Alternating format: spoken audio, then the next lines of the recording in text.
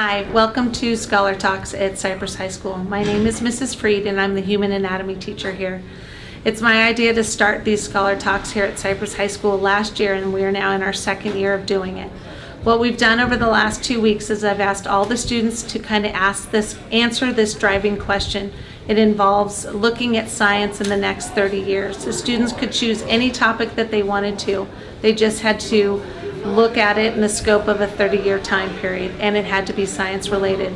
Over the 2 weeks, the students were giving a lot of time, 3 days in class, to do research on their topic of interest. They answered several questions on different worksheets to help guide their interest to figure out what they wanted to do their talk on.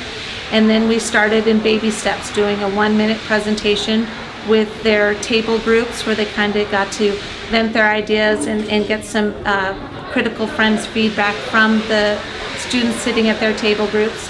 Then they went on to do a little bit more research, and they came up with a now 2.5-minute presentation, which they did a gallery walk around my class. We had 3 or 4 students listening to every time they presented, and over that 3.5 minutes they were given a score out of 5. Once the students were done with their presentation, the other students rotated around and another speech was given by the original presenter. This was called our gallery walk. After that, we're going to go ahead and pick our top 15 students. They'll practice over the next couple weeks, and then we've gotten to the point where they're now doing their Scholar Talks, which you are seeing today. Hopefully you enjoy yourselves. Thanks for watching. Good morning, and welcome to the 3rd Annual Cypress High School Anatomy Scholar Talk. We're your hosts. I'm Rabal Hadous, and this is Elijah Morales. Today we'll be broadcasting during periods 1, 2, and 3. Each period will be presenting new and exciting different topics about scientific problems. In between each speakers, you will see a commercial highlighting some of the process of the WHO process creating the Scholar Talk. So we hope you enjoy the Scholar Talks today. Coming up is Nadia Nguyen on organ farming.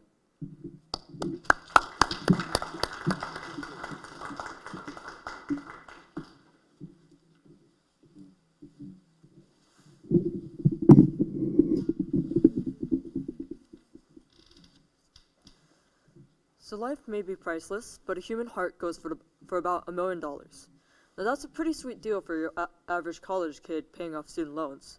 But for those on the organ transplant list, that price tag is more like a death flag. And it's no wonder why many people run to the black market or just flat out give up. The average kidney takes 5 to 10 years to get, a heart transplant even longer, and the waiting list grows by the hundreds every day. On average, 20 people die from organ shortage, and every year the waiting list numbers and the death toll end up being the same. And this isn't even counting those who don't even make it on the list but still need organ transplants. The list is that backed up that some can't even make it on, and the transplant list is growing far faster than the donations are coming. It's a basic economic principle: supply and demand. When supply lessens, demand rises and vice versa. And in this case, we have almost no supply, yet demand rises day by day. And when there is demand without legal supply, people get desperate and are willing to break the law. We've all heard those urban legends of waking up in an ice bath, body aching, and a strange suture on the side of your stomach. Of the poor, desperate for money, taken advantage of, and organs removed. And sometimes removed so poorly that they die. The organ shortage is killing hundreds of thousands, and that's only what we have on recorded deaths. But as always, science has an answer to our troubles in the form of lab-grown organs. Lab-grown organs are grown, in a lab with either donated stem cells or the patient's very own stem cells. It sounds pretty far-fetched, like something straight out of a sci-fi movie, but the first lab organs have already been implanted. These patients had part of their own organs removed, in this case the bladder, and then scientists separated out the different types of cells, like the muscle and urothelial cells. These cells are then put into their own individual lab dishes and then stimulated to grow. When enough cells have grown, they're then transported into a scaffolding made out of collagen and polyglycolic acid, which is found in connective tissue and absorbable sutures. Now these scaffoldings sort of work like mold and casting, with the cells going around the scaffolding to form the organ. The organ is then implanted into the patient after a period of incubation, and the scaffolding dissolves into the body. These patients, within weeks, had a new bladder that felt better and worked better. Fully grown, fully implemented, within weeks. That is nothing compared to the years, decades a natural transplant could take. It's nothing compared to the extended wait of finding a donor with just the right blood type, and nothing compared to the troubles a new organ rejected by the body would cause. Lab-grown organs eliminate all the waiting and all the matching. After all, while 98% of the U.S. agrees with organ donations, only 58% of that 98 are actually registered. Even worse, that only 1 in 10 people actually die in a way that organs can be harvested. Lab-grown organs take all that waiting away. All those years and decades for someone to die in just the right way, and be registered, and be found in time. Because after all, organs still have to be functional to be transplanted, and organs begin decaying soon after death. I did the math. That's about 16% chance that a person is registered and harvestable. And those are terrible odds for a wait list that reaches far into the thousands. There's about 10,000 donors on standby, but say maybe half, if we're lucky, will be able to donate organs. Another wonderful thing about lab-grown organs is that it's pretty cheap. Now you might be thinking, this technology is pretty new, it's forefront of medicine, pretty revolutionary, pretty complex. You can't just DIY your organs and expect it to be cheap. And you're right, it is expensive at first. But once it's fully implemented, once those base resources are out of the way, lab organs actually save the European Union alone 1.2 billion euros. It eliminates the wait list, and with that eliminates all the little gadgets and chemicals and medicine that you need to keep a patient alive and waiting. It eliminates the money needed to hurry down to a deceased donor, and eliminates the cost of transporting and icing donated organs. For the average person waiting for a kidney, the costs come up to about $7,000 per year. And if they wait a decade, that's $1,100,000. And that's not even counting other costs like costs by the hospital or patient's family or any other sicknesses that'll come with a compromised organ. One lab organ, just one, could save a potential $1,100,000. But as far as this technology is, lab-grown organs are still further down the line. Despite its safety and success, many are scared, terrified of putting an artificial object in their body for the same reasons why they're afraid of genetically modified food, even though it's safe, completely safe. Legislation and approval block every step of progress, and a lack of funding ensures that progress doesn't even get that far. So for the future of healthcare, I implore you to vote, donate, and rally for lab-grown organs and the lives it'll save.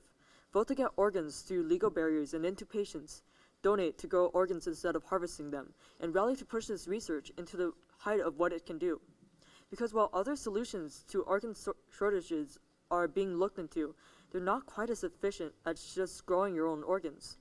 Incentivizing donation, assuming donation status unless stated otherwise, and using less than ideal organs, so on and so forth, these methods only increase the chances of donation. It's not a guarantee of successful donations. And those same obstacles in transplanting, like matching up blood type, body type, and transporting the organs, they still exist. More donors does not necessarily mean more organs. Lab-grown organs are an immediate solution to a long-standing problem. Just imagine it. Imagine being able to solve difficult diseases and failing bodies with little rehab, little waiting, and little suffering. Imagine being able to tell the 114,000 people currently on the transplant wait list that they'll have a new organ, a new life, within weeks. Eventually, there could come a time where organ replacement is a viable option for cancer patients, where one suffering from heart disease can breathe easy from an artificial heart, where thousands of people on dialysis right now can live a new life. Life is priceless and expensive to keep, but organs don't have to be. Thank you for listening.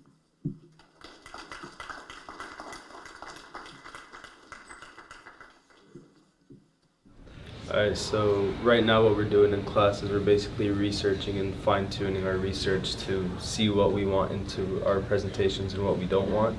So we want to have all the details about what we're talking about. We want to make sure we're educated, and we want to make sure that our presentations are going to go smoothly and we know what we're talking about. So basically, we're going to use our Chromebooks to obviously find information. It makes it a lot faster, a lot easier. We can sift through the information rather quickly instead of looking through a book.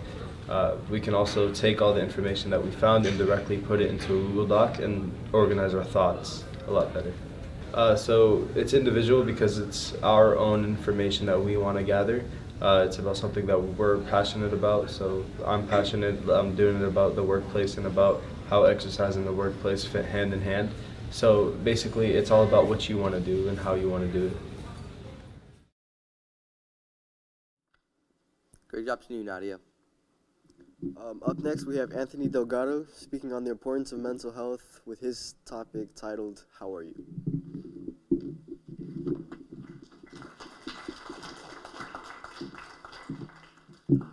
Thank you, Elijah.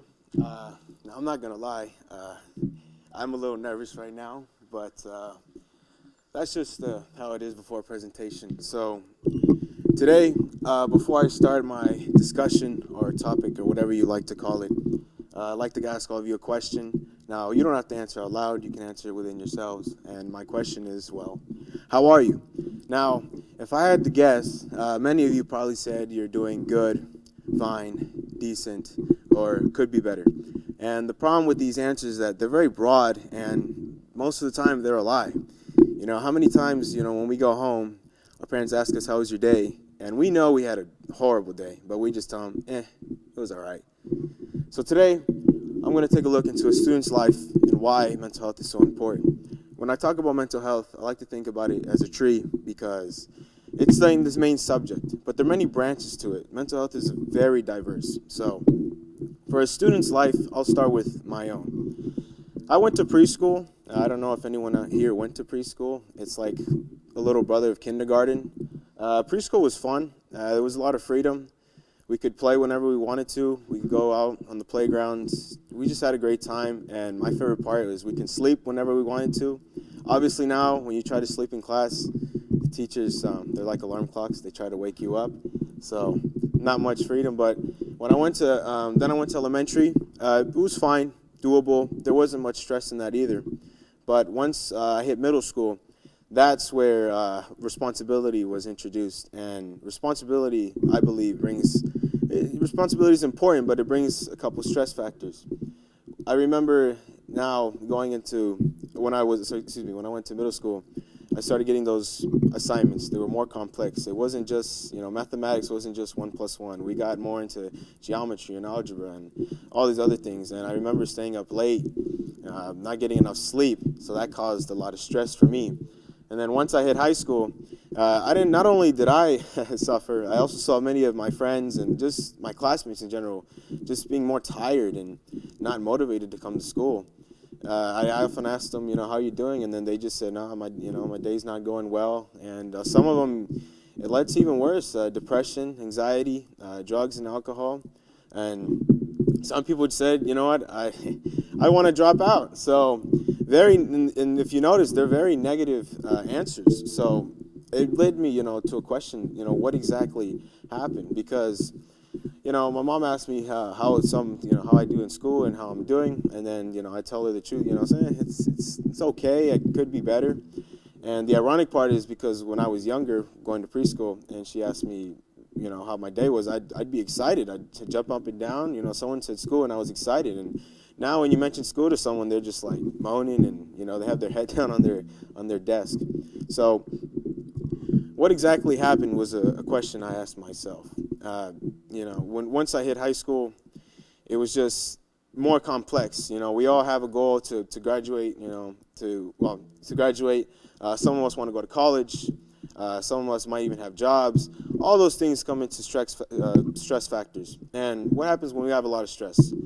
We can't really sleep. And the ironic part is sleep is the number one stress factor. The number one stress relieving factor. And if we're not sleeping good, it's just going to make us feel a lot worse. So what exactly was the little point of my talk today? The question for this topic was, how will science impact us in the future?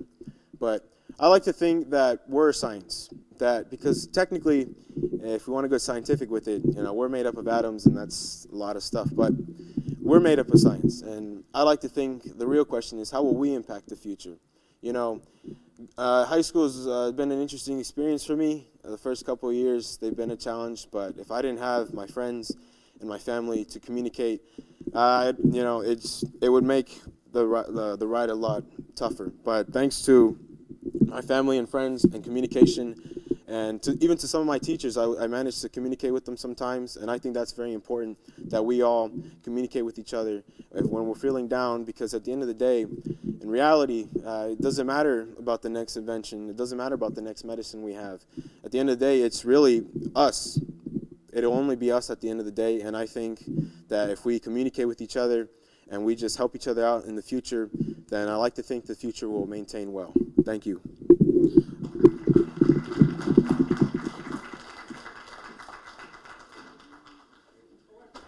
So Critical Friends is something we do in anatomy where we share our research about our topics, and it allows us to get feedback from our table mates. And Critical Friends is something we do in order to basically just better our presentations down the road. It's kind of a proprietary step to where we just want to prepare, we want to make each other better. It's kind of like peer reviewing in English, when you give somebody your essay and they read through it. it allows us to make our presentations better for later down the road.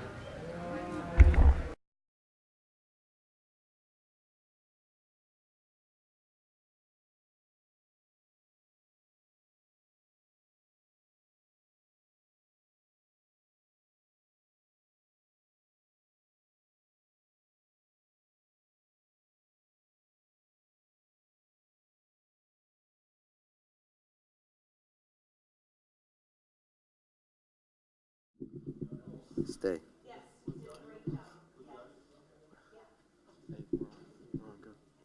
Great job, Anthony. Our next presenter is Thomas Escalante, and I hope he has you on the edge of your seat as much as we were.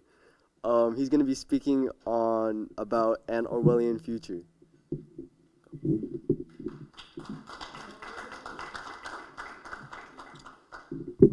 Right. So, I'm guessing most of you, if not all of you, have a smartphone in your pocket right now. Or for those of you watching, you're watching this either on a smartphone or a computer or have a smartphone with you. Well, what if I told you all of your personal information is being collected right now? It's always been that way. They record wherever you go after school, where you go home to, where your school is, who you talked to after your breakup 2 years ago, where you were when you were 8 years old.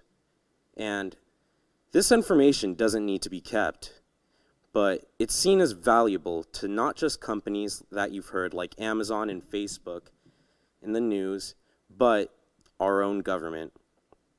You see, this is very troubling when you think about it, because it's basically our lives encompassed in this digital device, and it's just there and stored for any time that they want. You see, this information was not always available to us. It was leaked. It was leaked, and the government said, no, this is a bad thing. No, this is fake. The problem with someone who's pretending to be asleep is that you can't wake them up. And they've continued to deny this time and time again. And they say it's a matter of national security. Now, national security wasn't a term that was introduced to us until the Bush administration.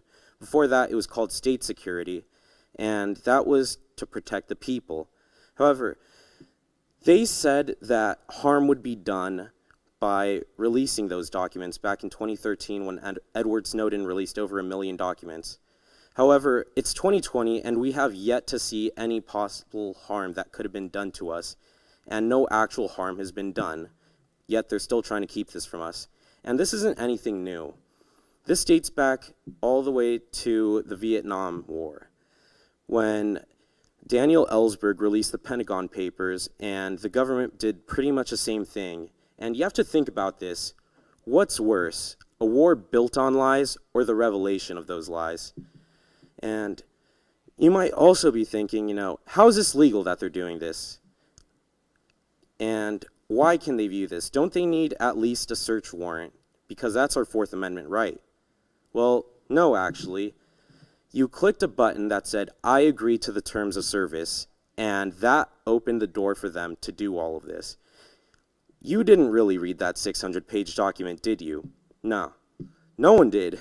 Who's going to read that? And even if you did read it, you probably wouldn't be able to understand all of that legal blah, blah, blah. And even if you did and you understood it, the very first paragraph, or one of the very few paragraphs in the beginning, say that they can change it at any time without your consent. So you never know if anything's going to change on you. Who regularly checks the terms of service? I mean, come on. Really? So, how are we expected to see this as fair? You wanted to get driving directions. You wanted to talk to your friend. You wanted to open an email account. You didn't want to open the door for these companies to collect all your personal info, store it for later, in their fridge, basically, and just view it whenever they want. They created a legal paradigm that basically intrudes on our privacy, and this is only going to get worse within the next 30 years. You see, according to Moore's law, processors get smaller every 2 years. They double in power, and they shrink by 2. And this is only going to make it easier because of artificial intelligence, and countries like Russia, China, and France are already doing this pre-criminal investigation, where they can arrest you on suspicion on something that you haven't even done. And that'll ultimately ruin us. That'll ruin what the United States is built on. You see, we're always told you have the right to remain silent, and you're innocent until proven guilty. But what about if you're guilty before you even do anything? What if you're locked up like that? And that's a really big issue. And you might be thinking, well, how can I protect myself? Well, there's no really clear way to. Wherever there's a phone, wherever there's a smart TV, you're always going to be under surveillance. And that's just the world we live in today. And we're not doing anything about that, really. And it's something that we have to live with. We have to find some way to collectively make this disappear. You see, when George Orwell wrote his book and predicted mass surveillance in the future, he didn't think we're just going to give it away, much less pay for it, because basically, if you think about it, do we really own our phones, or does the government? And you might be thinking, oh, some crazy conspiracy theorist, let's get our tinfoil hats and play. No, look it up for yourselves. It's all there online. The internet's a great big place, and you can find all of this. It's all true, and I can only show you the door, but you have to walk through it. Thank you.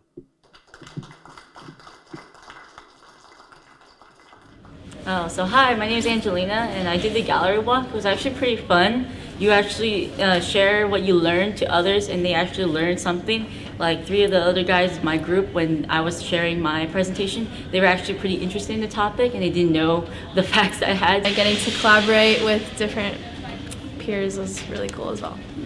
So that's why we should start worrying right now. I'm pretty sure some people from genocide do that. I don't even want to know about it.